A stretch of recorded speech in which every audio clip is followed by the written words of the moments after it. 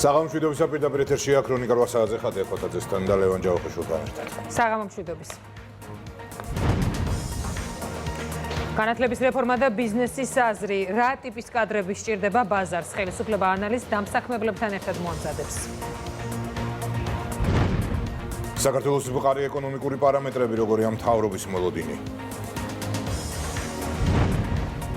გერმანიის მთავრობის მორიგი ტყუილი ამჯერად ელჩის საქმიანობის შესახებ ბერლინის დამალულ ინფორმაციას ბუნდესტაგი თბილისიდან მიიღებს. კონსტიტუციური სარჩელის კრიტიკა და საქართველოს მართლმსაჯულებაში ჩარევის მცდელობა. სამსახურებრივი უფლებამოსილების ბოროტად გამოყენება ინფრასტრუქტურის ყოფილი მინისტრის მოადგილე ბრალს არ აღიარებს შხრეკა ირაკლი ქარსელაძის სახლშიც ჩატარდა. შემოსავლების სამსახურის უფროსის ყოფილ მოადგილეს სამსახურებრივი უფლებამოსილების ბოროტად გამოყენებას ედავებიან.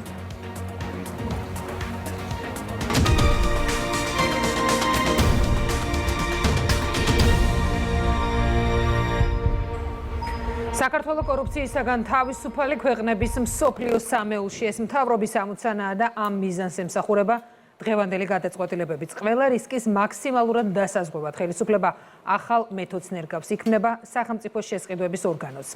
ბრძოლა კორუფციასთან, გამჭვირვალობა და ღიაობა. მაკუნა აბულაძეა პირდაპირ ეთერში. კორუფციასთან ამ რთულ ბრძოლაში მთავრობის მეთაურს თამამი გადაწყვეტილებების მიღება არ უჭირს. ამბიციური მიზანიც გააცხადებულია და ახლა ამ მიზანთან კიდევ უფრო ახლოს მისასვლელად მორიგი ნაბიჯები გადადგმული. ელექტრონული ფორმით ბაზრის კვლევის ჩატარება ქართული განაცხადია. ანალოგი სხვა ქვეყნებში არ არის. მიზანი ყველა კორუფციული რისკის დაზღვევა, მაქსიმალური გამჭვირვალობა და უკანონო ფინანსური მანიპულაციების გამორიცხვა. კიდევ ერთი გადაწყვეტილება სახელმწიფო შესყიდვების ორგანოს შექმნა, რომელიც 2026 წლიდან ამოქმედდება.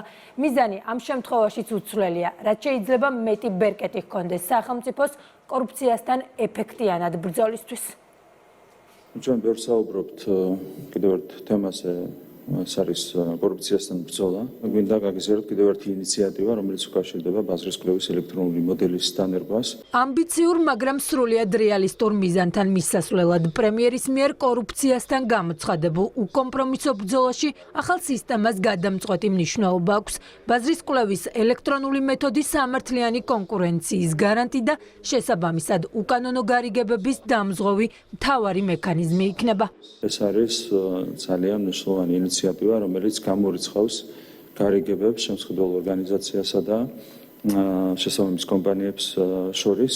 ყველაფერი იქნება სრულად გამჭვირვალე, შესაბამისად უზრუნველყოფილი იქნება სრულად სამართლიანი კონკურენცია. ეს ბუნებრივია, უზრუნველყოფს ხარჯეფექტიანობის გაუმჯობესებას და საბოლოო ჯამში ეს ყველაფერი აისახება ბუნებრივია შესრულებული სამუშაოების ხარისხზეც. გამჭვირვალობა არის ის, რასაც მთავრობის მეთაური ყველასგან მოითხოვს და თავადაც მზად არის 2024 წლიდან სრულიად საჯაროდ გამოქვეყნებულ ყველასთვის ხელმისაწვდომ განკარგულებებში ნებისმიერი კითხვის ნიშნის აღმოჩენის შემთხვევაშიც კი რეაგირება მოახდინოს. კორუფციასთან ამ რთულ ბრძოლაში აქამდეც ბევრი ნაბიჯი გადაიდგა და წინ კიდევ არაერთი ინიციატივა. გეგმა, რომელიც პრემიერ-მინისტრს აქვს და რომელიც კორუფციის სიმცირით საქართველოს მსოფლიოს სამეულში მოხვედრას გულისხმობს, აუცილებლად შესრულდება. პრივატიზაციის ნაწილში პრაქტიკა მთლიანად შევცვალეთ.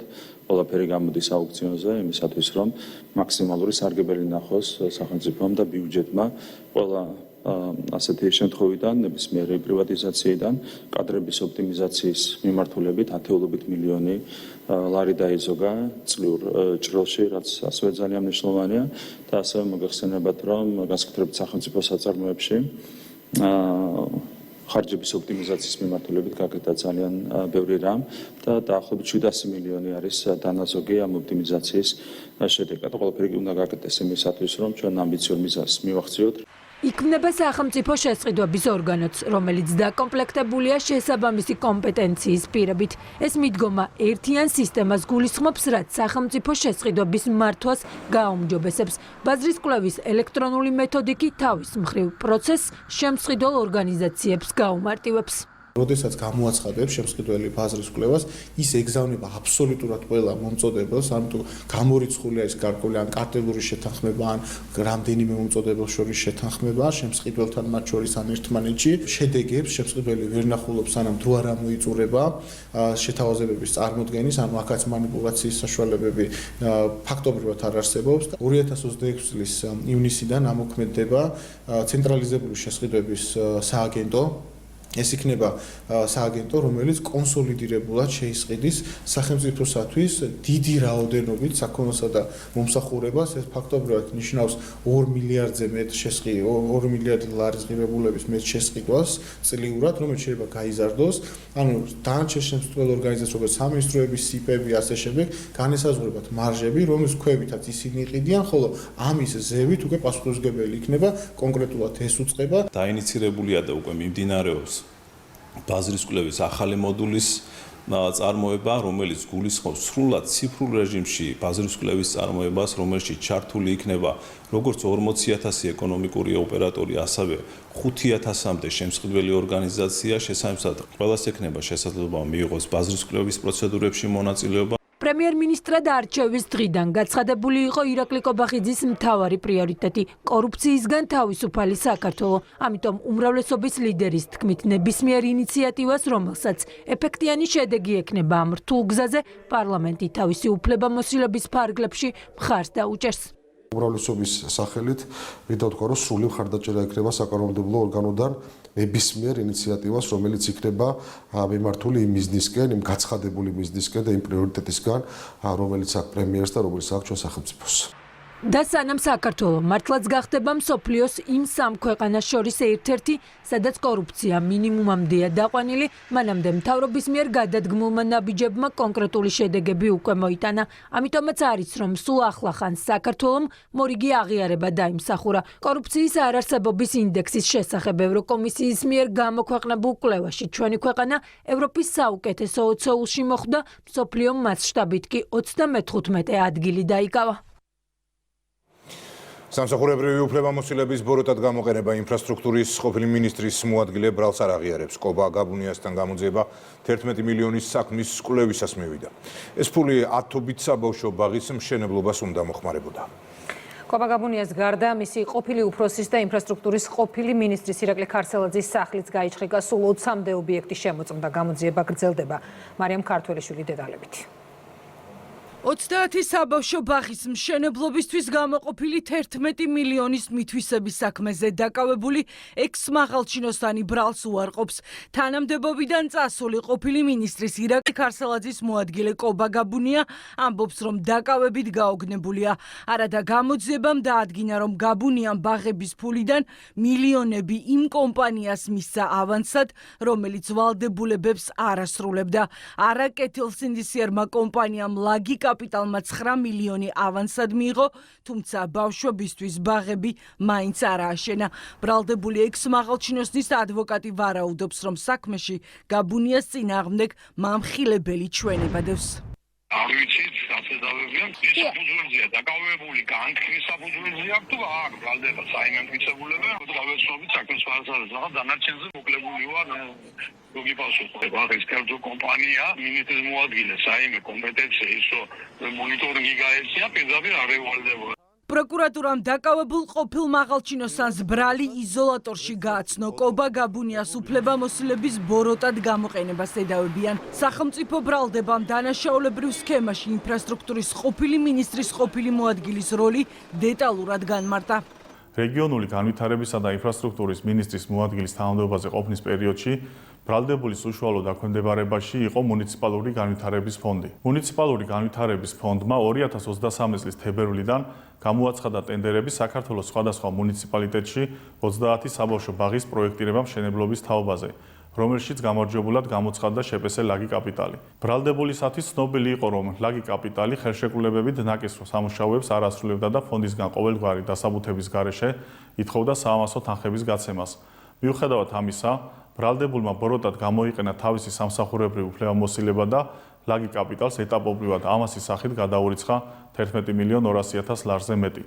ჩარიცხული თანხებიდან ლაგი კაპიტალის ხელმძღვანელი პირები მართ საწინააღმდეგოდ დაეუფლნენ 9.365.000 ლარს. საქმის მოქმედ პირებსა და ბრალდებულებს შორის არის მუნიციპალური განვითარების ფონდის დირექტორი დავით ტაბიძე. ქრონიკის ინფორმაციით საქმეში დევს ტაბიძის ჩვენება. გამოძიებამ დაადასტურა, რომ ფონდის დირექტორმა მათთან ითანამშრომლა. ეკონომიკის სამინისტროს ერთ-ერთი უმსხვილესი სიპის მუნიციპალური განვითარების ფონდის ყოფილი დირექტორი მთავარ ინფრასტრუქტურულ პროექტებს ხელმძღვანელობდა და სავარაუდოდ დანაშაულში მონაწილე პირთა სახელები და გვარები დაასახელა. ადვოკატი კლიენტის ინტერესებიდან გამომდინარე ჩვენების დეტალებზე არაფერს ამბობს.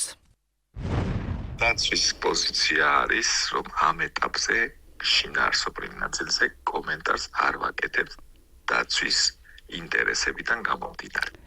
ბიუჯეტიდან ბაღების ფულის მითვისების საქმეში პირველი ბრალდებულები შპს ლაგი კაპიტალის ხელმძღვანელები იყვნენ. ამის შემდეგ გამოძიებამ დანაშაულებრივი სქემის კიდევ ერთ მონაწილედ მუნიციპალური განვითარების ფონდის ყოფილი დირექტორი დავით ტაბიძე დაასახელა და დააკავა. ითქვა, რომ ტაბიძემ ითანამშრომლა და 300.000 ლარიანი გირაო შეეფარდა. ტაბიძის შემდეგ, როგორც ჩანს, დანაშაულის კვალმა სუსი და ფინანსთა სამინისტროს საგამოძიებო სამსახური ინფრასტრუქტურის მინისტრის მოადგილემდე მიიყვანა. ჯამში 10-მდე ქალაქში 1000-ობით აღსაზრდელი ბაღის გარეშეა დარჩენილი. გამქრალია მილიონები. ძიება ჯერ არ დასრულებულა. სამსახურებრივი უფლებამოსილების ბოროტად გამოყენებას კიდევ ერთ ყოფილ მაღალჩინოსანს ედავებიან. ვლადიმერ ხუნდაძე შემოსავლების სამსახურის უფროსის მოადგილე იყო. ირკვევა, რომ მას კავშირი აქვს გორში აღმოჩენილი უკანონო საწარმო საქმესთან. ხუნდაძე ქვეყანაში არ იმყოფება. რას ამბობს მისი ადვოკატი რატი მეტრეველი გიამბობთ.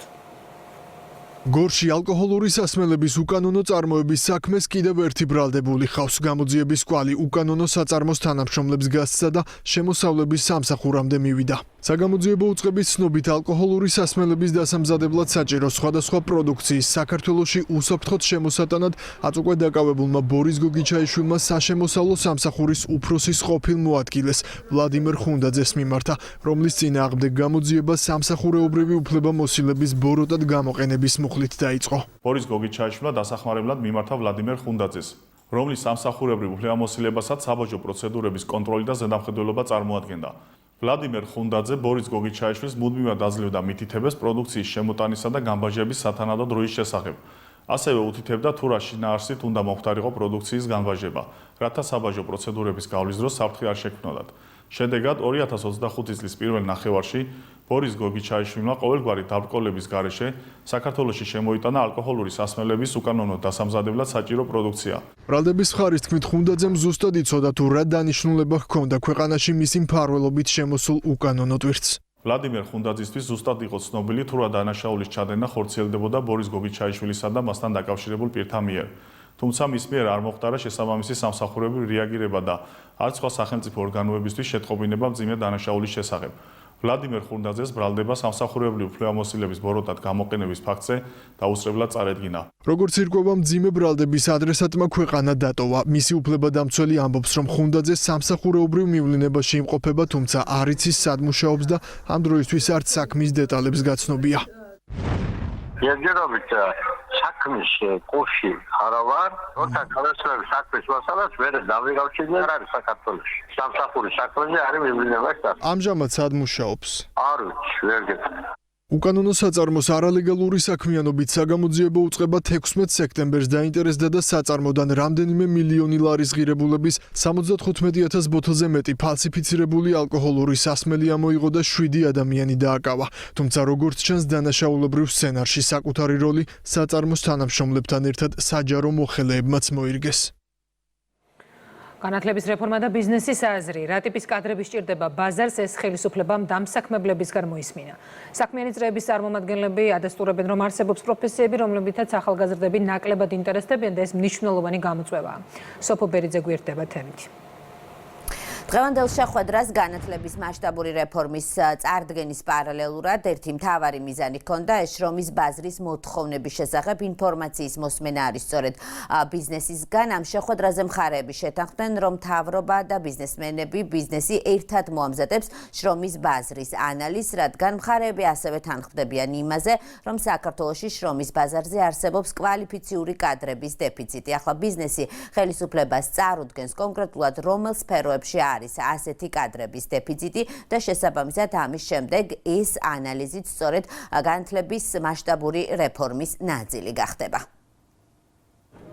ქართველი ბიზნეს ლიდერები მთავრობის მეთაურთან შეხვედრაზე ამჯერად განათლების სფეროში დაგეგმილი რეფორმის მოსასმენად შეიკრიბნენ. ხელისუფლებას შრომის ბაზრის მოთხოვნები აინტერესებს. ამ დარბაზში კი ის ხალხია, ვინც კერძო სექტორში დასაქმებას უზრუნველყოფს. ბიზნესი არ მალავს, რომ არის სფეროები, სადაც კვალიფიციური კადრების ნაკლებობაა. ამიტომაც მიაჩნიათ, რომ მასშტაბურმა რეფორმამ ეს ხარვეზიც უნდა აღმოფხრას. ბიზნესმენები იმედოვნებენ, რომ პროცესი, რომელსაც ქვეყანა ახლა იწყებს, საქართველოს ყველასთვის მისაღებ წერტილამდე მიიყვანს.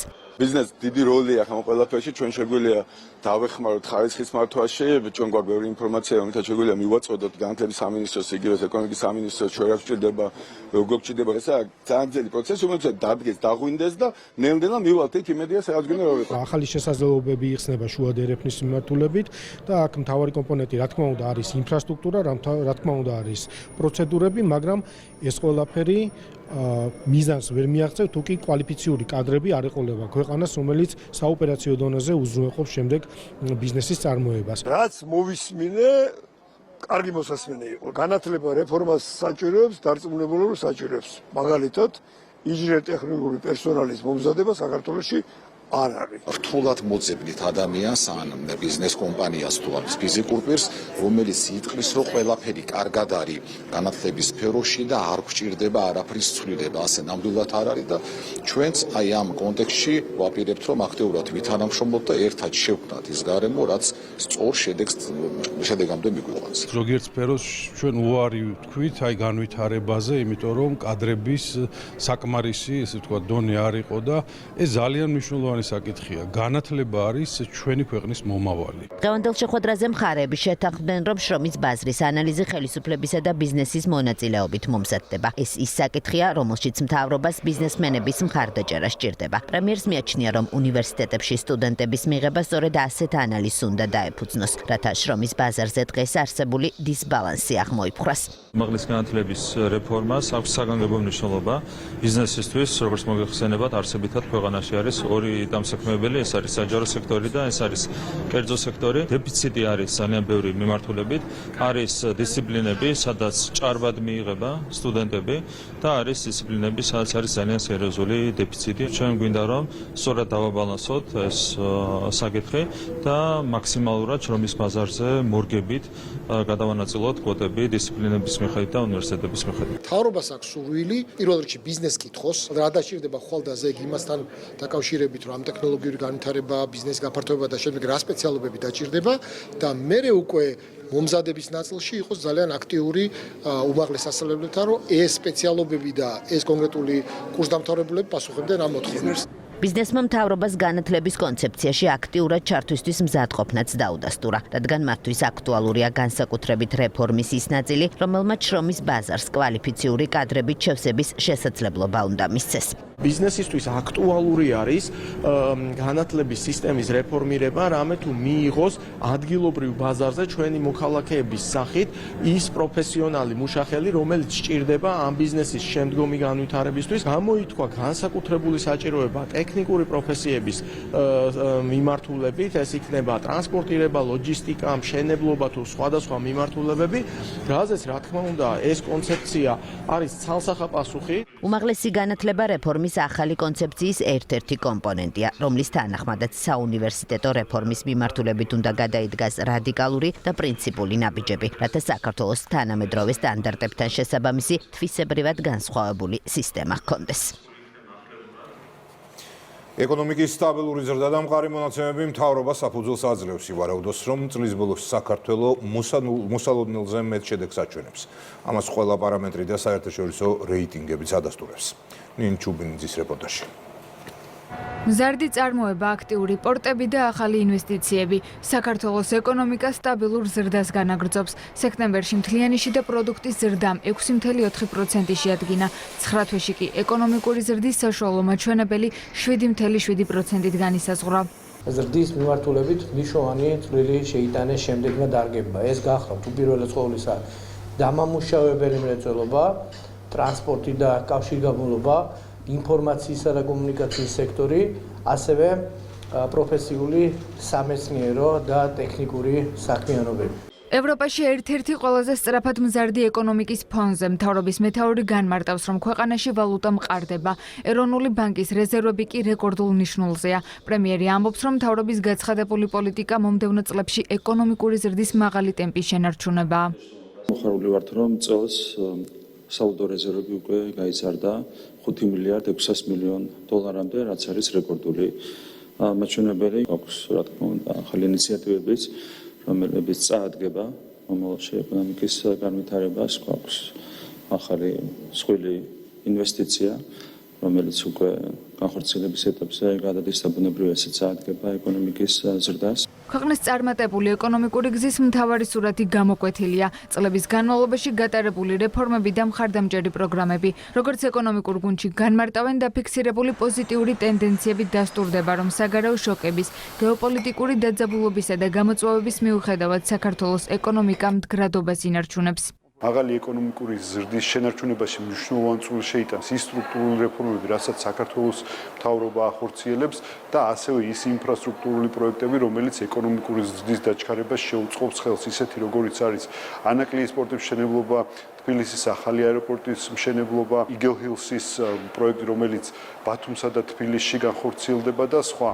საქართველოს მყარი ეკონომიკური პარამეტრები წელს უკვე არაერთხელ გახდა საერთაშორისო საფინანსო ინსტიტუტების პროგნოზის კორექტირების საფუძველი.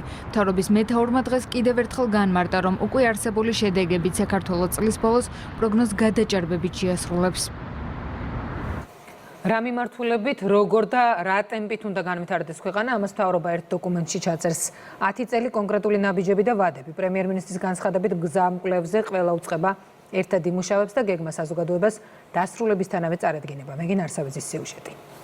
გვექნება ძალიან კონკრეტული გზამკვლევი, რომლის მიხედვითაც უზრუნველყოთ მომდევნო წლების განმავლობაში ჩვენი ქვეყნის თანმიმდევრულ და სტაბილურ განვითარებას. კონკრეტული მიზნები, ამოცანები და ვადები გაერთიანდება დოკუმენტში. ამ გეგმით კი საქართველოს ხელისუფლება 2026-2035 წლების განმავლობაში იხელმძღვანელებს. 10 წლიანი სტრატეგია უნდა მოიცავდეს ყველა სფეროს და ქვეყნის თანმიმდევრული განვითარებისთვის პრიორიტეტულ საკითხებს. ეს იქნება ლაკონური დოკუმენტი, სადაც განისაზღვრება კონკრეტული ნაბიჯები. აქ იქნება შემდეგი 10 წლისთვის ასახული პრიორიტეტები. რაც შეეხება თვითონ დოკუმენტის შინაარსს, მე პირადად ასე მაქვს წარმოდგენილი, ამაზე გვექნება საუბარი ბუნებრივია მინისტრებთან ერთად.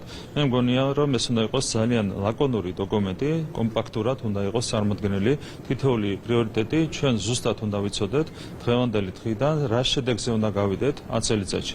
რა თქმა უნდა, ამას დაერთვება უკვე კონკრეტული ვადებით სამოქმედო გეგმა. გზამკვლევი უწყებების ერთობლივი მუშაობის შედეგად მომზადდება. სამინისტროების შესაბამისი მიმართულებით იმუშავებენ და პრიორიტეტულ საკითხებს განსაზღვრავენ, რამაც უნდა უზრუნველყოს ქვეყნის სტაბილური განვითარება.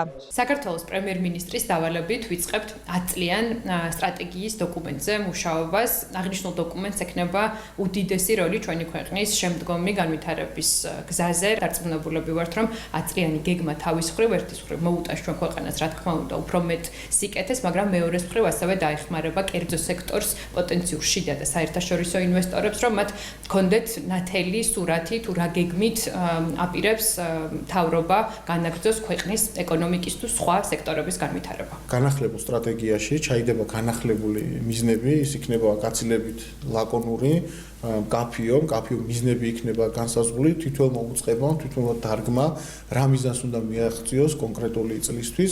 ამის შემდეგ გაიწერება კონკრეტული სამოქმედო გეგმა და რასაკვირველია, ბიუჯეტის დაგეგმაც მოხდება აი ამ სტრატეგიიდან გამომდინარე. დოკუმენტში მკაფიოდ განისაზღვრება ის, რაც კონსტიტუციითაა გამყარებული. საქართველოს საგარეო პრიორიტეტი ევროინტეგრაცია, ასევე მნიშვნელოვანია ჩვენი ქვეყნის შესაძლებლობების მაქსიმალურად გამოყენება. ასეთი გეგმა ხელს შეუწყობს უფრო სწრაფად და უფრო ეფექტიანად განხორციელდეს მთავრობის საქმიანობა. ჩვენი ქვეყნის საგარეო პოლიტიკის პრიორიტეტები განსაზღვრულია პირველ რიგში საქართველოს კონსტიტუციით და რა თქმა უნდა მიმართულებით მუშაობას ყოველთვის ექნება განსაკუთრებული მნიშვნელობა. გარდა ამისა, საქართველოს აქვს გამორჩეული გეოგრაფიული მდებარეობა, რომელიც ასევე მოითხოვს ძალიან ბევრი მიმართულებით საგარეო პოლიტიკური ურთიერთობების განვითარებას, წარმართვას და რა თქმა უნდა ჩვენი სტრატეგია უნდა იყოს ის, რომ საქართველოს პოზიციონირება საერთაშორისო არენაზე მოხდეს უკეთესად. სამთავრობო გუნდი თანხმდება, რომ ყველა ქვეყანას სჭირდება სტრატეგია, რომელშიც უწყებებს ექნებათ წინასწარ განსაზღვრული კონკრეტული ვადები და გეგმის შესრულებისას სწორედ ამ დოკუმენტით იხელმძღვანელებენ. ჩვენ საზოგადოებას უნდა უთხრათ არა მხოლოდ ის მოკლევადიან პერსპექტივაში რა განვითარებას ვთავაზობთ და რა მიზნისკენ მივდივართ, არამედ საშუალოვადიან, შეიძლება ითქვას 10 წლიან პერსპექტივაში რა მიზნებისკენ მივდივართ იმისთვის, რომ საზოგადოების მეტი კონსოლიდირება, საზოგადოების ჩართულობა იყოს უზრუნველყოფილი ამ პროცესებში და საზოგადოების აზრიც რა თქმა უნდა მოვისმინოთ ამ მიზნებთან და ამ შედეგებთან დაკავშირებით. ამიტომ ეს არის ძალიან მნიშვნელოვანი პროცესის დასაწყისი. ბოლო პერიოდის განმავლობაში ძალიან ბევრი ინიციატივა გამოცხადდა, ძალიან ბევრი პროექტის განხორციელება დაიწყო. ამ გეგმის მიზანი იქნება, რომ თითოეულმა ჩვენმა თანამოქალაქემ ნახოს თუ უახლოეს წლების განმავლობაში რა გაკეთდება თითოეულ სოფელში, დაბასა თუ ქალაქში. ამ პროგრამის და გეგმის დამტკიცების შემდგომ გეგმაზომიერად ყოველდღიურად აქტიურად ვიმუშავებთ იმისთვის, რომ 10 წელიწადში ჩვენი ქვეყანა აბსოლუტურად განსხვავებული იყოს და თითოეულმა ჩვენმა თანამოქალაქემ იგრძნოს ყველა ის სიკეთე, რასაც ჩვენ მოსახლეობას ვპირდებით. 10 წლიან სტრატეგიაზე მუშაობა უახლოეს მომავალში დასრულდება და გეგმა საზოგადოებისთვის გახდება ცნობილი. გერმანიის მთავრობამ საკუთარი პარლამენტის წევრებს არც ელჩის საქმიანობის შესახებ მიაწოდა ინფორმაცია. ალტერნატივა გერმანიისთვის კითხვებზე პასუხი ტყუილსაც მოიცავს. დამახინჯებული და დამალული ინფორმაციის ფონზე საქართველოს ხელისუფლება მზად არის გერმანელ დეპუტატებს ელჩ ფიშერის პოლიტიკური დიპლომატიის შესახებ კონკრეტული ფაქტები მიაწოდოს. ნინო არგულიანი გვერდება პირდაპირ ეთერში, რომელიც ბუნდესტაგის დეპუტატსა და კითხვების ავტორს ესაუბრა. გერმანიაში ყველაზე დიდი ოპოზიციური პარტიის წარმომადგენლები გვეუბნებიან, რომ გერმანიის მთავრობა საქართველოში რადიკალურ პროცესებს აფინანსებს. უფრო მეტიც ბუნდესტაგის დეპუტატები აცხადებენ, რომ მხოლოდ საარჩევნო წელს ბერლინიდან თბილისში 1.300.000 ევრო ჩაირიცხა ანტისამთავრობო განწყობების შესაქმნელად. პარტია ალტერნატივა გერმანიისთვის წარმომადგენლების განცხადებით, ამ პოლიტიკური სკანდალის გარდა დიპლომატიური სკანდალი იქნება ის, გერმანიის საგარეო საქმეთა სამინისტროს ბოლოს მაინც მოუწევს იმის გაცხადება, რომ გერმანელი დიპლომატი პეტერ ფიშერი თბილისში ოპოზიციური პარტიის ლელოს ლიდერის სახლში ცხოვრობს. მგონი არც ერთ სხვა სახელმწიფოში არ არის ერთ სულ მოსახლეზე იმდენი უცხოეთიდან დაფინანსებული NGO, რამდენიც საქართველოშია. ეს სერიოზული პრობლემაა. ასევე ვხედავთ თქვენთან გერმანიის ელჩის მიერ შიდა საქმეებში ჩარევას. ეს პრობლემაა. ჩვენი პარტიის პოზიცია, რომ საქართველოს შიდა საქმეებში კი არ უნდა ვერეოდეთ, არამედ პატივი ვცეთ საქართველოს. ჩვენ საქართველოს მთავრობასთან პრაგმატული და დიპლომატიური ურთიერთობა გვსურს.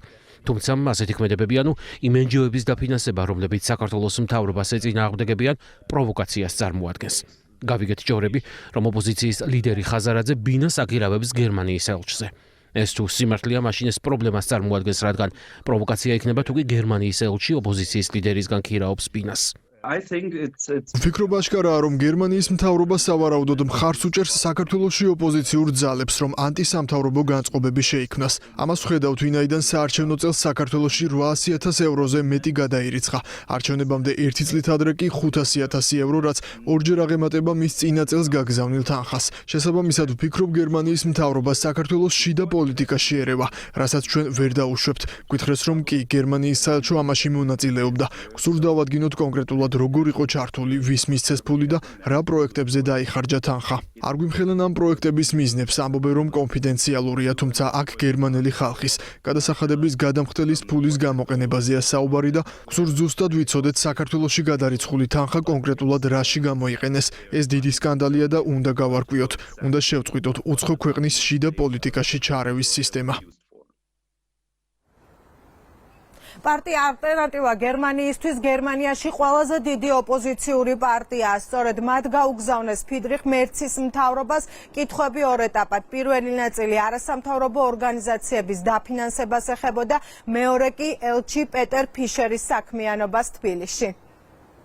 ქართული არასამთავრობოების გასაიდუმლოებული დაფინანსების შემდეგ გერმანიის ხელისუფლება ელჩ პეტერ ფიშერის არადიპლომატიურ პოლიტიკასთან დაკავშირებით საკუთარ ოპოზიციას ატყუებს. ბუნდესტაგის დეპუტატებს საგარეო საქმეთა სამინისტრო კითხვებზე პასუხად ეუბნება, რომ ფიშერი თბილისში მამუკა ხაზარაძის მდგმური არაა, მაშინ როცა სახლი, სადაც დიპლომატი ცხოვრობს, ნამდვილად ეკუთვნის ხაზარაძეებს და ამას არც მესაკუთრე უარყოფს. ფედერალური მთავრობის ინფორმაციით მართალია თუ არა, რომ გერმანიის ფედერაციული რესპუბლიკის ელჩმა საქართველოში ერნსტ პეტერ ფიშერმა ძვირად ღირებული უძრავი ქონება იქირავა ქართული ოპოზიციის ლიდერის მამუკა ხაზარაძისგან?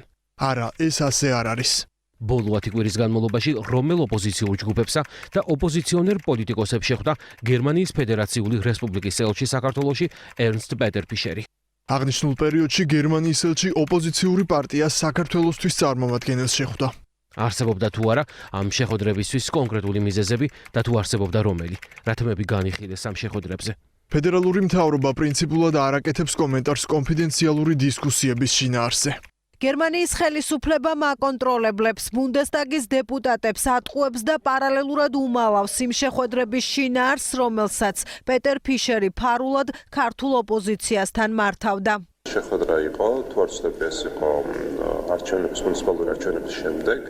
და ძირითადი საკითხი, რასაც ჩვენ ზოგადად არა მხოლოდ გერმანიის ელჩთან, არამედ ყველა ჩვენი ევროპული პარტნიორი სახელმწიფოს ელჩთან განვიხილავთ, არის ის, რომ საქართველოს ყველა მოქალაქეს შეუნარჩუნდეს უვიზო მიემოსვლის რეჟიმი ევროპასთან. ეს არის ძირითადი განსახილველი საკითხი. მეტი დეტალი არც ვიცი სიმართლე გითხრათ და არც მგონია, რომ რამე სხვაზე ყოფილიყო საუბარი. როცა კითხვებზე პასუხი გიჭირს, ან კითხვებზე პასუხისას იტყუები, ეს ქვეყნის პრემიერ-მინისტრისთვის ნიშნავს, რომ სუფთად არ მოქმედებ. ირაკლი კობახიძე ევროპელი ბიუროკრატების მძიმე მდგომარეობაზე საუბრობს. თბილისი წუხს, რომ საქართველოსთან 30 წლიან მეგობრობას სწორედ ისინი ანგრევენ. ერთი რომ კითხვებზე პასუხს არ ცემენ, საერთოდ არ ცემენ კითხვებზე პასუხს და მეორე, რასაც ცემენ პასუხს, ის ტყუილია, ხო? მართლა სადამდე მივიდა, კონკრეტულად ამ შემთხვევაში გერმანული და ზოგადად ევროპული ბიუროკრატია და პარლამენტარიზმი აქედან ძალიან კარგად ჩანს, რაც ძალიან დასანანია, ძალიან სამწუხარო, როცა გეშინია ასე კითხვებზე პასუხის გაცემის, აქ ჩანს, რომ სუფთად არ წარიმართება პროცესები. ძალიან მნიშვნელოვანი და ძვირფასია გერმანიასთან, გერმანიის სახელმწიფოსთან ურთიერთობები და ძალიან დასანანია, რომ გარკვეული აქტორების ქმედებები ხელს უშლის ამ ურთიერთობების პოზიტიურ დინამიკაში წარმართვას. ინფორმაციას, რომელიც გერმანიის მთავრობამ გერმანულ ოპოზიციას დაუმალა, ბუნდესტაგის დეპუტატები საქართველოს საელჩოსგან მიიღებენ. ვფიქრობ, რომ გერმანიის საგარეო უწყებაში თვითონაც ხვდებიან, რომ ის კონკრეტული ნაბიჯები,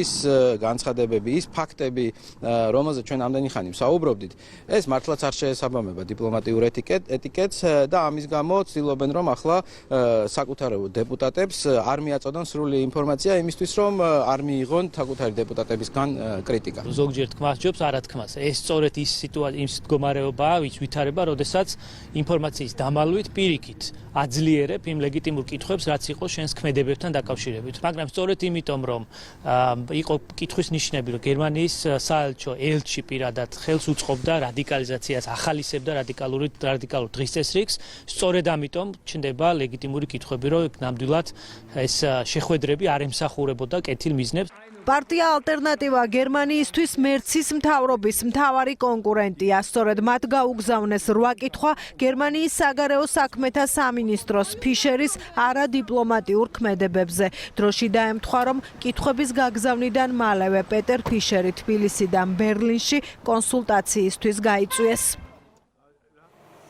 ორმაგი სტანდარტი ევრობიუროკრატებისაგან ასიაფასებს მმართველი გუნდის საქართველოსთან მიმართებით ევროპის საბჭოს მომხსენებლების განცხადებას, რომელიც 3 პარტიის წინააღმდეგ საკონსტიტუციო სარჩელს ეხება. მომხსენებელთა უმრავლესობა ნაციონალური მოძრაობის პოლიტიკური ოჯახი CPP-ის წევრია. ქრონიკამ ევროსაბჭოს კითხვითაც მიმართა, იზიარებს თუ არა კონგრესის პოზიციას, რაზეც პასუხი ჯერჯერობით არ მიგვიღია. ანუკე ჩხიკვაძის სიუჟეტი. შეტევის სამიზნე საქართველოს დირექტივების ავტორი ევროპის საბჭოს კონგრესი. ამჯერად ევროპელი ბიუროკრატები იმ სამართლებრივ სარჩელს გმობენ, რომლის გამოცდილებაც მათივე ქვეყნებს აქვთ. საქმე ეხება მმართველი გუნდის სარჩელს, რომელიც ქვეყანაში 3 რადიკალური პოლიტიკური პარტიის აკრძალვას ითვალისწინებს. მომხსენებლებს შორის არიან პოლიტიკური გაერთიანება IPP-ის წევრები, რომლებიც როგორც ჩანს, მათი პოლიტიკური ოჯახის წევრი ნაციონალური მოძრაობის წინააღმდეგ შეტანილმა საჩივარმა გააღიზიანა. მუხლი მერვე, ყველას აქვს უფლება მიმართოს კომპეტენტურ ეროვნულ სასამართლოებს, ეფექტური სამართლებრივი დაცვის მიზნით. მუხლი მე-13, ყველას ვისი უფლებები და თავისუფლება დარღვეულია, აქვს ეფექტური სამართლებრივი დაცვის უფლება ეროვნული ხელისუფლების წინაშე. მუხლი 25, ყველას აქვს უფლება მიმართოს კომპეტენტურ სასამართლოს ან ტრიბუნალს, მარტივი და სწრაფი საჩივრის, ან სხვა ნებისმიერი ეფექტური საჩივრის შეტანის უფლებით. ევრობიუროკრატია ახლა საქართველოს ხელისუფლებას იმ სტანდარტების დაცვის გამო აკრიტიკებს, რომელიც საერთაშორისო სამართლის უფლებით არსებობს. თუმცა გასაკვირი აღარ არის, რომ ვინც გეგმებს რადიკალიზაციასა და ძალადობაზე აგებს, სამართალი ასე აშინებს. როგორც შეიძლება ასე ეშინოდეს ვიღაცა სამართლის. საუბარია სასამართლოსადმი მიმართვაზე და ამის აკრძალვა უნდათ ვიღაცებს, რა თქმა უნდა, ამას ვერ გავყვებით. ჩვენ დავიცავთ ყველა სამართლებრივ პროცედურას, ყველა კონსტიტუციურ პროცედურას და ასე ვიმოქმედებთ. ხო არ შეიძლება ასე ეშინოდეთ კონკრეტულ ადამიანებს სამართლის და ამ შემთხვევაში გულისხმობ ევროპული ბიუროკრატიის ხელმძღვანელობას. დემოკრატიის სახელით საერთაშორისო სტანდარტების დარღვევა ევროპული ინსტიტუციების ტრადიციად იქცა. ამ უსამართლო დამოკიდებულებას კიდევ უფრო ამძაფრებს ქვეყნის პირველი დიპლომატისთვის ის პრაქტიკა, რომელიც პოლიტიკური პარტიების აკრძალვაზე თავად ევროპულ ქვეყნებს აქვთ, თუმცა საქართველოს მხოლოდ და მხოლოდ საჩივრის შეტანის გამო აკრიტიკებენ. არავის დაუგმია სხვა ქვეყნების შემთხვევაში პოლიტიკური პარტიების სრულიად გაუმართლებელი გაუქმებები, ჩვენ ვსაუბრობთ სამართლებრივ პროცესზე, რომელიც გაწერილია კანონით, პროცესზე, რომელიც სამართლის ჩარჩოებში მიმდინარეობს. მაშინ როცა ქართველი რადიკალები ევრობიუროკრატების დავალებების მთავარი შემსრულებლები არიან, მათი აკრძალვა რომ ბრიუსელის აღშფოთებას გამოიწვევდა, მოსალოდნელი იყო მმართველი გუნდისთვის. სახელისუფლებო გუნდში ევროპულ პოლიტიკოსებს კიდევ ერთხელ ახსენებენ, რომ საკონსტიტუციო სასამართლოში სარჩელის შეტანა ქვეყნის ფუნდამენტური უფლებაა, რომელიც ყველა სამართლებრივ სტანდარტში ჯდება. ჩვენ თუ მოვისმენთ გადადგმულ ნაბიჯებს, რეფორმებთან დაკავშირებით შეფასებებს, ყოველთვის ხედავთ, რომ საქართველო არის მოწინავე ქვეყანა, მაგრამ როგორც კი შემოდის პოლიტიკური ნარატივი, მაშინვე იწყება თავდასხმები საქართველოზე, ჩვენ სახელმწიფოებრიობაზე, ქვეყნის მომავალზე. ეს არის რევოლუციური ჯგუფი, რევკომები, რევოლუციური კომიტეტები, რომლებიც თავისი ფერკეტებით, რომელიც მხარდაჭერილია იგივე სახალხო პარტიის მიერ, ახორციელებს თავარ გეგმას, თავარ სცენარს. ეს არის საქართველოში მოყვანა მარიონეტული ხელისუფლების და ამის მეშვეობით იმ პროცესებში ჩართვას, რასაც ქვია გლობალური ომი და დაპირისპირება. საქართველოს გრევის წინაპირობის შექმნა. ის რომ გვაკრიტიკებენ თუ საერთოდ რატომ მიმართეთ სასამართლოს, ეს არის ყოვლა წარმოუდგენელი საერთოდ პოლიტიკურადაც კი ყოვლა წარმოუდგენელი. ეს არის ჩვენი ფუნდამენტური უფლება, როდესაც ჩვენ ხედავთ, რომ პოლიტიკური პარტიები გადაიქცნენ უკვე უამრავი წელია, გადაიქცნენ რადიკალურ ჯგუფებად. რა თქმა უნდა, ეს ჩვენი უფლებაა, რომ დავიცვათ დემოკრატია, დემოკრატიამ დაიცვას თავისი თავი. მაშინ როცა საქმე რადიკალებს და მათ პოლიტიკურ მომავალს ეხება, ყოველთვის მათ მთავარ მაშვალ რგოლად ევრობიუროკრატია გვევლინება. ასე ხდება ახლაც, როცა ევროსაბჭოს კონგრესი სრულად უსამართლოდ აკრიტიკებს საქართველოს ხელისუფლებას, ხოლო დემოკრატიის სახელით არადემოკრატიულ პარტიებს მხარდაჭერას უცხადებს. პარლამენტის თავმჯდომარე რუსეთის მიმართ ევროკავშირის მიერ დაწესებული სანქციების სისტემის დაცვის პარალელურად ბრიუსელის მიერ დაფინანსებულ პროპაგანდაზე ამახვილებს ყურადღება. შალვა პაპუაშვილი მიიჩნევს, რომ საქართველოს დამოუკიდებლობის მიმართ ბრიუსელი საბჭოურ დამოკიდებულებას ამჟღავნებს. საინტერესოა, რომ ბრიუსელი ჩვენს მიერ სანქციების სისტემის დაცვას ამგვარი დაფინანსებული პროპაგანდით პასუხობს. ყველა შევახსენებ, რომ საქართველოს რუსეთის მიმართ ორმხრივი სანქციები დაწესებული არ აქვს და ევროკავშირის მიერ დაწესებული სანქციების გვერდის ავლის აღკვეთა არა საქართველოს ვალდებულება, არამედ ჩვენი კეთილინებაა. როდესაც ბრიუსელი ამ კეთილნებას მის მიერ დაქირავებული NGO-ების თავდასხმით პასუხობს, ეს უპირველეს ყოვლისა საქართველოს დამოუკიდებლობის მიმართ ბრიუსელის საბჭოთა დამოკიდებულებას ამჟღავნებს. ამაზე ითქმის მადლობის მაგიერიო.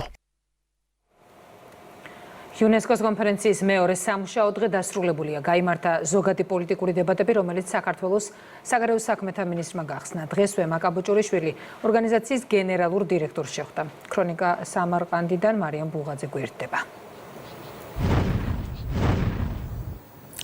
194 წევრ სახელმწიფოს შორის სწორედ საქართველო იყო პირველი, ვინც იუნესკოს სესიაზე ზოგადი პოლიტიკური დებატები გახსნა. ეს ფაქტი კიდევ ერთხელ ადასტურებს, რომ საქართველო არ მხოლოდ კულტურული მემკვიდრეობით გამოირჩევა, არამედ მნიშვნელოვან როლს ასრულებს საერთაშორისო დონეზე. მინისტრის მოხსენებისას მთავარი აქცენტი გაკეთდა ჩვენი ქვეყნისთვის მშვიდობის მნიშვნელობაზე. ითქვა, რომ სწორედ მშვიდობა და კულტურული მემკვიდრეობის დაცვა არის ერთ-ერთი მთავარი წინაპირობა ქვეყნის პროგრესისა და სუვერენიტეტის დასაცავად. ორმხრივი შეხვედრები, რომელიც საქართველოს საგარეო მინისტრმა იუნესკოს კონფერენციის ფარგლებში გამართა, ჩვენი ქვეყნისთვის ახალ შესაძლებლობებს ქმნის. იუნესკოს 43-მე სესიაზე განათლებისა და კულტურის მსოფლიო სივრცეში საქართველო მკაფიო გზავნილებით წარსდგა. უმაღლესი ტრიბუნიდან ქვეყანამ კიდევ ერთხელ დაადასტურა ერთგულება მშვიდობისა და საერთაშორისო სამართლის პრინციპებისადმი. ითქვა, რომ ევროპასა და აზიას შორის საქართველო არა მარტო სატრანსპორტო და ეკონომიკური დერეფანი, არამედ ხალხების იდეებისა და ტრადიციების დამაკავშირებელი ხიდია. საერთაშორისო კონფერენციიდან საქართველომ კიდევ ერთხელ საუბრა ოკუპირებულ ტერიტორიებზე არსებულ გამოწვევებსა და ქვეყანაში განსახორციელებულ რეფორმებზე განათლების მიმართულებით. პრინციპები, რომლითაც ხელმძღვანელობს იუნესკო, მშვიდობა, ურთიერთპატივისცემა და თანამშრომლობა სასიცოცხლო მნიშვნელობისაა საქართველოსთვის. დღესაც კი საქართველოს ნაწილები რჩება რუსული ოკუპაციის ქვეშ და იქ მცხოვრები ხალხი მოკლებულია წვდომას განათლებაზე, მათ მშობლიურ ენაზე, გადაადგილების თავისუფლებას და უნარს შეინარჩუნონ კულტურული იდენტობა. განათლება კულტურასა და მეცნიერებასთან ერთად წარმოადგენს იუნესკოს მისიის გულს და ქმნის მდგრადი მშვიდობის და განვითარების საფუძველს საქართველოსთვის. 2025 წელს საქართველოს მთავრობამ დაიწყო უმაღლესი განათლების სისტემის ყოვლისმომცველი რეფორმა. საქართველო მიზნად ისახავს უზრუნველყოს, რომ მისი უნივერსიტეტები გახდნენ ინოვაციის, რეგიონული განვითარების და სოციალური კეთილდღეობის ნამდვილი მამოძრავებლები. კონფერენციის ფარგლებში დღეს პირველი ორმხრივი შეხვედრა იუნესკოს გენერალურ დირექტორთან შედგა, რაც კიდევ ერთხელ ადასტურებს საქართველოს როლს საერთაშორისო ასპარეზზე. ისაუბრეს ოკუპირებულ ტერიტორიებზე არსებული კულტურული მემკვიდრეობის საკითხზე და ასევე ურთიერთობების სამომავლო პერსპექტივებზე. მინისტრმა ორმხრივი შეხვედრები გამართა აზერბაიჯანელ და უნგრელ კოლეგებთანაც. აზერბაიჯანი არის საქართველოს სტრატეგიული პარტნიორი, ჩვენი ორმხრივი ურთიერთობები არის საკმაოდ დატვირთული დღის წესრიგით. უნგრეთსა და საქართველოს შორის ბოლო წლებში განვითარებული ურთიერთობები მნიშვნელოვანია ჩვენთვის, არა მხოლოდ საქართველოსა და უნგრეთს შორის ურთიერთობების განვითარების კონტექსტში, არამედ ასევე ევროკავშირთან ურთიერთობების კონტექსტში. იუნესკო მნიშვნელოვანი ორგანიზაცია საქართველოსთვის, ქვეყნისთვის, რომელიც არის ძალიან დიდარი კულტურის მქონე ქვეყანა, რა თქმა უნდა, ჩვენ ამ ფორმატში თანამშრომლობა გვჭირდება იმისთვის, რომ ჩვენი კულტურული მემკვიდრეობა უკეთ იყოს წარმოჩენილი. კონფერენციის ფარგლებში ქართული პოლიფონიის ფონზე ეროვნული სივრცე გაიხსნა. ეს დარბაზი საქართველოს უძველეს ისტორიაზე ყვება. ღვინის უნიკალური ექსპონატები, ტრადიციული სამოსი და იუნესკოს მსოფლიო მემკვიდრეობის სიაში შესული ქართული ხუროთმოძღვრების ძეგლები, ასევე არამატერიალური მემკვიდრეობა. კონფერენციაში მონაწილე დელეგატებს საქართველო მდიდარ კულტურას აცნობს. წარმოდგენილია ექსპოზიციაზე როგორც ქართული ეროვნული სამოსი და ქართული ეროვნული სამკაული, ასევე განთავსებულია ღვინო ქართული წარმოდგენილია, აღწერილია ის ექსპონატები, რომლებიც დაკავშირებულია 8000 წლოვან ღვინის წარმოების კულტურასთან. მიხარია, რომ საქართველო დღეს ძალიან ღირსეულად არის წარმოდგენილი ამ კონფერენციაზე. იცით რომ არაერთი ღონისძიება გაიმართა, ეს იძლევა უმნიშვნელოვანეს პლატფორმას იმისთვის, რომ როგორც ურთიერთობები გავყარდეს ქვეყნებს შორის, ასევე სხვა აქტივობები და თანამშრომლობები დაიგეგმოს. საქართველოს დელეგაციამ გვიან ღამით წევრი სახელმწიფოების დელეგატებს ქართულ საღამოზე უმასპინძლა. კონფერენციაზე ქართულ მემკვიდრეობას მნიშვნელოვანი ადგილი უკავია. 194 ქვეყნის წარმომადგენელს საშუალება ექნება ქართულ კუთხეს 5 ნოემბრის ჩათვლით ესტუმროს. მერვე მოწვევის საკრებულომ დედაქალაქის მთავრობის შემადგენლობა დაამტკიცა. მანამდე კი მოხსენებით თბილისის მერი გამოვიდა კახაკალაძემ დაგეგმილი ინფრასტრუქტურული პროექტების, სატრანსპორტო და ურბანული პოლიტიკა დეტალურად მიმოიხილა. ანა ბერძენიშვილი გიამბობთ. თბილისის საკრებულომ დედაქალაქის მთავრობის ახალი შემადგენლობა დაამტკიცა.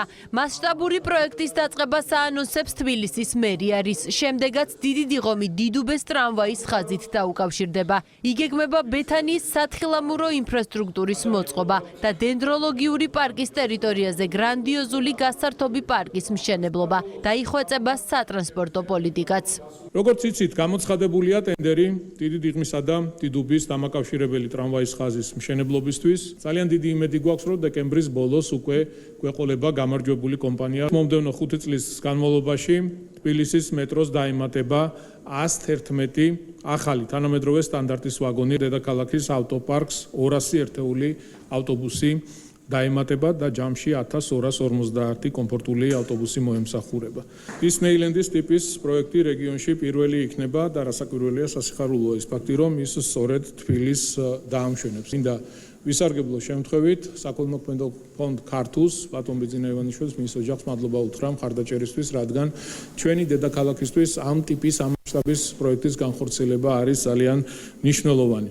ურბანული და ინფრასტრუქტურული განვითარება, ავარიული შენობების ჩანაცვლება და გარემოს დაცვის პოლიტიკა. ეს ის სფეროებია, რომლებიც მუნიციპალიტეტისთვის პრიორიტეტულია. სწორედ ამიტომ ამ მიმართულებით არაერთი პროექტის განხორციელება იგეგმება.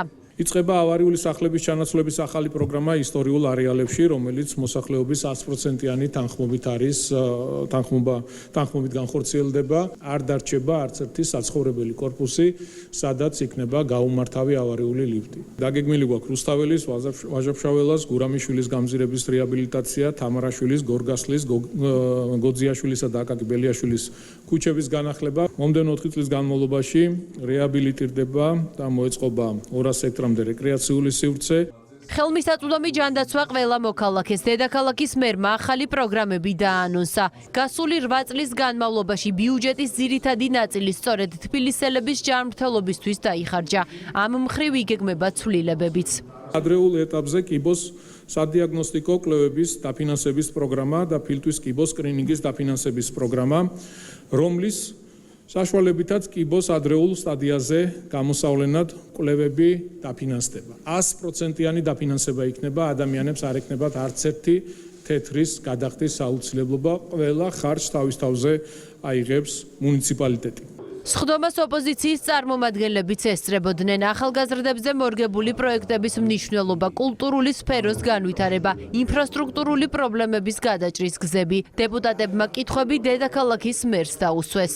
ვარკეთილის მეტრო ამ 4 წელიწადში საბოლოოდ დამთავრდება. ახალი წლისთვის სამუშაოები მთლიანად დამთავრებული იქნება. მოვისმენდი ყურადღებით კიდევ რაკეთება ამის მიმართულებით, რომ რაღაცნაირი პოლიცენტრული განვითარება მოხდეს ამ რეგიონების და ქალაქის ცენტრს ვთქვათ გარკვეულწილად გარკვეულებით მოშორდეს ის თვეთი, რაც დღეს აქვს. უნდა გავაგრძელოთ ქალაქის განვითარება გენერალური გეგმის მიხედვით.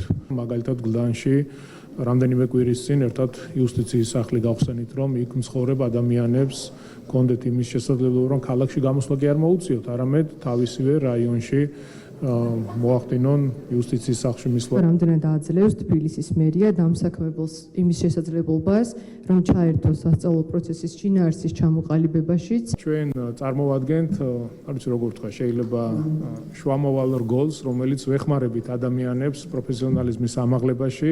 75%-იანი მაჩვენებელი გვაქვს დასაქმების, რაც ძალიან მაგარია, მისასალმებელია. საკრებულოს სხდომაზე დედაქალაქის მერის მიერ წარდგენილი მოადგილეების, სამსახურის ხელმძღვანელებისა და გამგებლების კანდიდატურებს მხარი დაუჭირეს. თბილისის ვიცემერი გიორგი ტყემალაძე გახდა. აჭარის ბიუჯეტი იზრდება, პროექტის მიხედვით პირველად ავტონომიური რესპუბლიკის ისტორიაში ფინანსური დოკუმენტი $1 მილიარდ მეტია. ჯანდაცვა, განათლება, ინფრასტრუქტურა და სოციალური სფერო კვლავ მთავარი პრიორიტეტებია. განხილვა ნოემბერში დაიწყება. დაჯი ჩხიკვაძის და ნინი მაისურაძის რეპორტაჟი. აჭარის მთავრობამ 2026 წლის ფინანსურ დოკუმენტზე მუშაობა დაასრულა. ბიუჯეტი უპრეცედენტოდ მაღალია და $1 მილიარდ პირველად აჭარბებს. შემოსავლების საპროგნოზო მოცულობამ $800 მილიონამდე შეადგინა. ფინანსები ეზრდება ყველა ძირითად სფეროს, სოციალური, ჯანდაცვის, განათლებისა და ინფრასტრუქტურის კუთხით. ამ მასშტაბის ბიუჯეტი ნიშნავს უპირველეს ყოვლისა ჩვენი მოსახლეობის, კეთილდღეობის, მეტშესაძლებლობების საფუძველს. მეტი ბიუჯეტი, რა თქმა უნდა, ნიშნავს მეტი პროგრამების გაჩენას, როგორც სოციალური, ჯანდაცვის, სოფლის მეურნეობის მიმართულებით. აჭარის ბიუჯეტის უპრეცედენტო ზრდა ქვეყნის ეკონომიკურმა განვითარებამ განაპირობა. ძლიერი და სტაბილური ეკონომიკა აისახა როგორც ბიზნეს გარემოზე, ისე დასაქმების მაჩვენებელზე. რეგიონის წამყვანი სექტორი კვლავ ტურიზმია. ამ ზრდამ შესაძლებლობა მოგცა წარგვედგინა მაღალი ბიუჯეტი. თავისთავად მაღალი ბიუჯეტი წარმოადგენს მნიშვნელოვან ფაქტორს მოსახლეობის ეკონომიკური კეთილდღეობისთვის და ასევე გაზრდილი ბიუჯეტი გვაძლევს შესაძლებლობას მნიშვნელოვანი ინფრასტრუქტურული პროექტები დავაფინანსოთ. რეგიონის გრძელვადიანი ეკონომიკური ზრდის მხარდასაჭერად ტურიზმის სფეროში დაგეგმილია ახალი ინფრასტრუქტურული პროექტები, კურორტებისა და მომსახურების განვითარება. გაგრძელდება საერთაშორისო მარკეტინგული კამპანიები, მიზანი აჭარის კონკურენტუნარიან რეგიონად ქცევა. ზრდა გვაქვს როგორც საერთაშორისო მოგზაურების ვიზიტებში დაახლოებით 8%-ით, ასევე რა თქმა უნდა გაზრდილია შიდა ვიზიტების რიცხვით. ჩვენთვის მნიშვნელოვანი პრიორიტეტია, რომ ბათუმი იყოს წამყვანი ტურისტული მიმართულება, როგორც საერთაშორისო დონეზე, ასევე შიდა ვიზიტებში. ჩვენი რეგიონის ერთ-ერთი მნიშვნელოვანი დარგია ტურიზმი და რა თქმა უნდა მომავალ წელსაც ვიმუშავებთ ისეთ პრიორიტეტებზე, როგორიც არის მაგალითად ჩვენი რეგიონის პოპულარიზაცია საერთაშორისო მასშტაბით. მთავარი ფინანსური დოკუმენტი დასამტკიცებლად აჭარის უმაღლეს საბჭოს უკვე გადაეგზავნა. განხილვა ნოემბერში დაიწყება. გაზრდილი ბიუჯეტი მომავალ წელსაც მოსახლეობის კეთილდღეობას მოხმარდება. 31 ოქტომბერი შავი ზღვის დაცვის საერთაშორისო დღეა. ზღვის დაცვის სტრატეგიულ გეგმას აუზის 6-მა ქვეყანამ 29 წლის წინ სტამბოლში მოაწერა ხელი. მიზანი წყლის ხარისხის მონიტორინგი, ჰიდრობიოლოგიური და ქიმიური პარამეტრების მუდმივი განსაზღვრა, ასევე უკანონო თევზჭერის აღკვეთა. შავი ზღვის დაცვა არა მხოლოდ ეკოლოგიური, არამედ რეგიონული უსაფრთხოების საკითხია. სუფთა ზღვა ნიშნავს მდგრად თევზჭერას, განვითარებულ ტურიზმს და დაცულ სანაპირო ინფრასტრუქტურას. 29 წლის წინ სწორედ ამ დღეს შეთანხმდა შავი ზღვის აუზის 6 ქვეყანა ერთობლივ ძალისხმევაზე და სტამბოლში ზღვის დაცვის სტრატეგიულ გეგმას მოაწერა ხელი. 31 ოქტომბერი შავი ზღვის დაცვის საერთაშორისო დღეა. შავი ზღვის დაცვა გარემოს დაცვისა და სოფლის მეურნეობის სამინისტროს პრიორიტეტია. ამიტომ რეგულარულად ტარდება კვლევები როგორც ბიომრავალფეროვნებისა და თევზის მარაგის შესამოწმებლად, ისე მონიტორინგი 14 წერტილიდან წყლის ხარისხზე. ლაბორატორიებში მოწმდება მძიმე ლითონების, ნავთობისა და სხვა დამაბინძურებლების შემცველობა. მიღებული მონაცემები საშუალებას იძლევა დროულად აღიკვეთოს ეკოლოგიური საფრთხე და შემცირდეს ზღვაზე ზემოქმედება. გარემოს ეროვნული სააგენტო ახორციელებს აქტიურად სამეცნიერო კვლევებს, როგორც ჰიდრობიოლოგიური, ასევე ქიმიური მიმართულებით. მნიშვნელოვანი კომპონენტებია შესწავლის გარემოს, ზღვის გარემოს, როგორც ფიზიკური, ასევე ბიოლოგიური მაჩვენებლები, ისეთი როგორც არის მიკრობიოლოგიური მაჩვენებლები, ასევე ფიტოპლანქტონი, ზოოპლანქტონი, ბენთოსი, ჟელეზებური პლანქტონი, იხთიოპლანქტონი, ეს ყველა ცალკეული დარგობრივი მიმართულებებია, რომელსაც ჭირდება სკრუპულოზური შესწავლა. დაბინძურებასა და უკანონო თევზჭერას მკაცრად აკონტროლებს შავი ზღვის დაცვის კონვენციური სამმართველო. წელს ბათუმსა და ფოთის პორტებში 203 გემი შემოწმდა. გამოვლენილია 31 დარღვევა, მათგან ზღვის დაბინძურების 12 ფაქტი. ჯარიმების საერთო თანხამ კი 100,000 ლარს გადააჭარბა.